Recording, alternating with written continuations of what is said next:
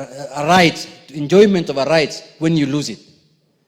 Mr. Speaker, there are people also in this country who face a lot of discrimination in terms of even acquiring Kenyans who are unable to acquire national documents like national identity card and passport.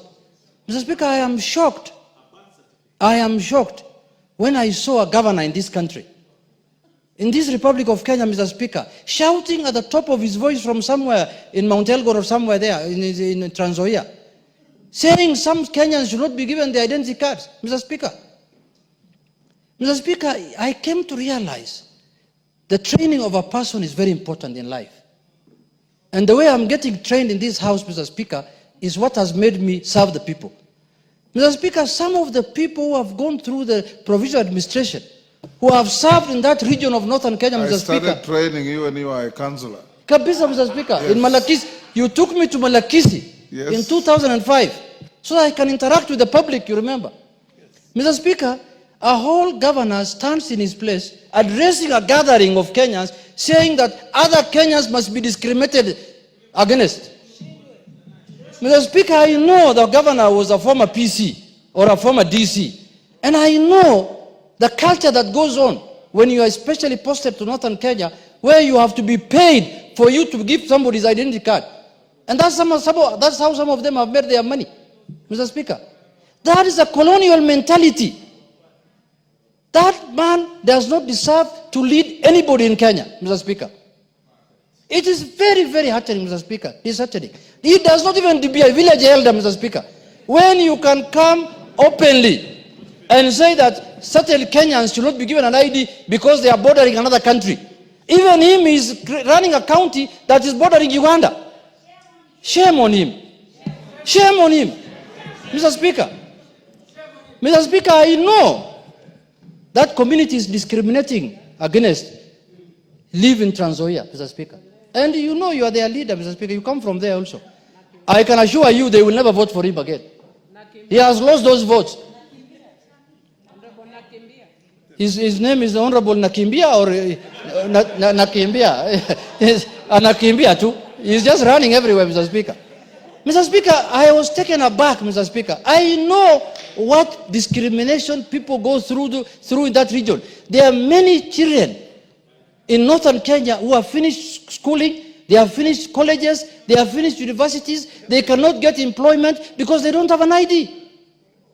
They cannot even get admission to university because they don't have an ID. That is the kind of leaders nowadays we have in Kenya, who is openly saying in a public forum that let us discriminate against this community. And you are calling yourself a governor who is supposed to be leading a multi-society, multi-ethnic, multi-religious county, Mr. Speaker. Mr. Speaker, this is where I know tomorrow he'll be shouting in a burial there in Bukusola, in Trans Nzoia, abusing me. I don't care. This is where I will speak. People of Suna, who I represent, who include Luos, Koreas, Subas, Somalis, lawyers, Guerrilla, everybody have told me to speak here and tell that governor that he is wrong. He cannot discriminate against other Kenyans. Who is he, Mr. Speaker? What the hell does he think he is? Keep on, talking open. And I don't know why NCIC is no longer functioning. I thought the first person they will arrest or they will summon is that governor, that raw governor. Is actually the raw governor. Yes. Mr. Speaker, bordering another county does not mean you must be discriminated against. How many counties border other countries? Mandera borders another country.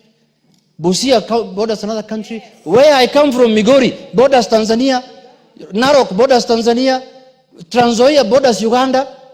Kwale borders Tanzania. That does not mean that you have to discriminate against Kenyans who are staying in those counties. If he's fearing that that community is going to have numbers in the next election and they may vote for in a certain way, let him tell his community to give more birth to more children. Mr. Speaker, I am taken aback, and I'm going to bring a petition, by the way, to discuss that matter in this house. Mr. Speaker, a national leader who is running a county, I repeat again, that's multi-ethnic, multi-religion, denomination. Mr. Speaker, that cannot be left. I saw the other day in some burial I attended, not some burial, the burial of my speaker's mother, talking a lot of things. I could not even respond to him. I just kept quiet. When I remembered what he said from the community that I come from ancestry, I just looked at him and said, this is the guy who wants to deny my people ID cards. This is the guy who wants to discriminate against other Kenyans. This is the guy who wants other Kenyans to be called non-Kenyans. And he used to be a former regional ward, where if we start talking about what happened even under his leadership in the Rift Valley, Mr. Speaker, we'll be speaking here all day. People were tortured, people were killed, houses were burnt in the Mau Forest, people were removed from Mau Forest at night, their homes burnt, everything done, people died, and he still has the audacity to tell everyone who cares that, oh, you're stupid man, I can talk whatever I want. You cannot discriminate against other Kenyans and you expect us to keep quiet. We will not do that. Thank you. Thank you, Mr. Speaker. But, Mr. Speaker, I will say what I've said on this floor of the House, outside the House, and I will go even to Trans Nzoia in Kitale Town and say it. Those very much, Mr. Speaker. Thank you very much. Karole Omondi. Thank you very much, Right Honorable Speaker. Let me take the opportunity to congratulate Mheshimiwa Honorable Bwire for the bold step of bringing the people of Pare ancestry to the National Assembly. I think as leaders, our job is to find solutions. That is why we are here. We can ventilate, we can say as much as we want, but if we don't offer solutions, then I don't think we are rendering the service that we are expected to do. On these two issues, we already have a solution which I've already proposed and which is being processed by the help of the Speaker and the Clerk.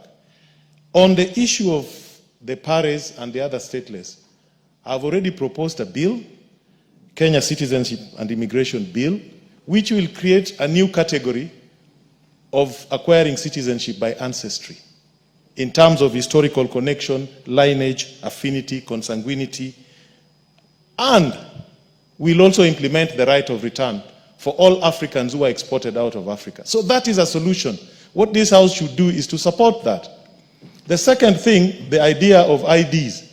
Already I've proposed a bill, Registration of Persons Amendment Bill, that will enable students to get ID cards and voter cards while they are still in school. This afternoon, we reiterated what we said in Naivasha, that we should prioritize members' bills.